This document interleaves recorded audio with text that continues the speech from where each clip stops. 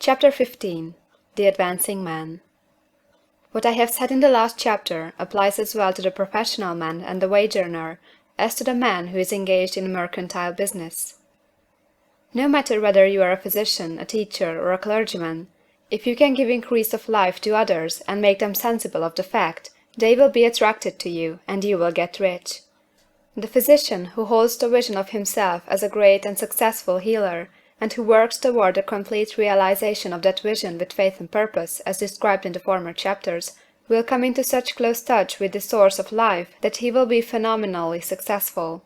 Patients will come to him in throngs.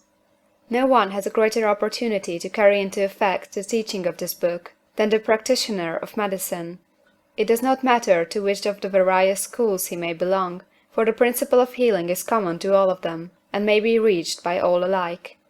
The advancing man in medicine, who holds to a clear mental image of himself as successful, and who obeys the laws of faith, purpose, and gratitude, will cure every curable case he undertakes, no matter what remedies he may use. In the field of religion, the world cries out for the clergyman who can teach his hearers the true science of abundant life. He who masters the details of the science of getting rich, together with allied sciences of being well, of being great, and of winning love, and who teaches these details from the pulpit, will never lack for a congregation. This is the gospel that the world needs. It will give increase of life, and men will hear it gladly, and will give liberal support to the man who brings it to them. What is now needed is the demonstration of science of life from the pulpit. We want preachers who can not only tell us how, but who in their own persons will show us how.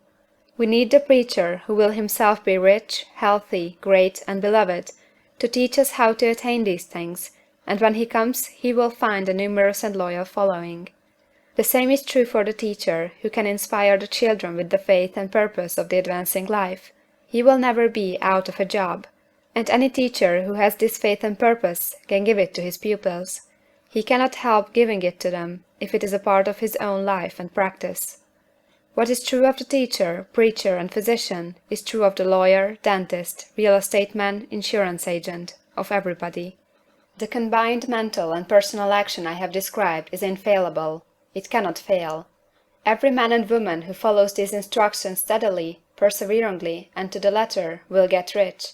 The law of the increase of life is as mathematically certain in its operation as the law of gravitation. Getting rich is an exact science. The wage earner will find this as true of his case as of any of the others mentioned. Do not feel that you have no chance to get rich because you are working where there is no visible opportunity for advancement, where wages are small and the cost of living high. Form your clear mental vision of what you want, and begin to act with faith and purpose. Do all the work you can do every day, and do each piece of work in a perfectly successful manner. Put the power of success and the purpose to get rich into everything that you do. But do not do this merely with the idea of currying favor with your employer, in the hope that he, or those above you, will see your good work and advance you. It is not likely that they will do so.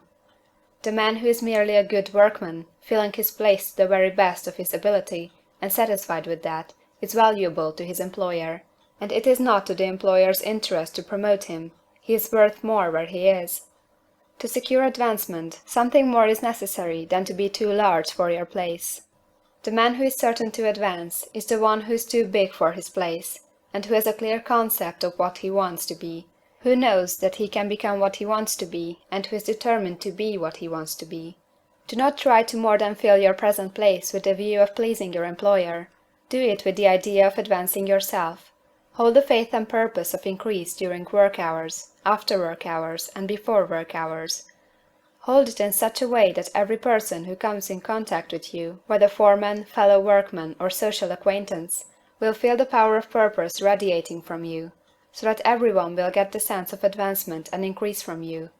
Men will be attracted to you, and if there is no possibility for advancement in your present job, you will very soon see an opportunity to take another job. There is a power which never fails to present opportunity to the advancing man who is moving in obedience to law. God cannot help helping you if you act in a certain way. He must do so in order to help himself. There is nothing in your circumstances or the industrial situation that can keep you down. If you cannot get rich working for the Steel Trust, you can get rich on a 10-acre farm, and if you begin to move in a certain way, you will certainly escape from the clutches of the Steel Trust and get on to the farm or wherever else you wish to be. If a few thousands of its employees would enter upon the certain way, the Steel Trust would soon be in a bad plight. It would have to give its working men more opportunity or to go out of business. Nobody has to work for a trust. The trusts can keep men in so-called hopeless conditions only so long as there are men who are too ignorant to know of the science of getting rich, or too intellectually slothful to practice it. Begin this way of thinking and acting, and your faith and purpose will make you quick to see any opportunity to better your condition. Such opportunities will speedily come, for the Supreme, working in all, and working for you, will bring them before you. Do not wait for an opportunity to be all that you want to be. When an opportunity to be more than you are now is presented, and you feel impelled toward it, take it. It will be the first step toward a greater opportunity. There is no such thing possible in this universe as the lack of opportunities for the man who is living the advancing life. It is inherent in the constitution of the cosmos that all things shall be for him and work together for his good, and he must certainly get rich if he acts and thinks in the certain way. So let wage-earning men and women study this book with great care, and enter with confidence upon the course of action it prescribes. It will not fail. End of chapter 15.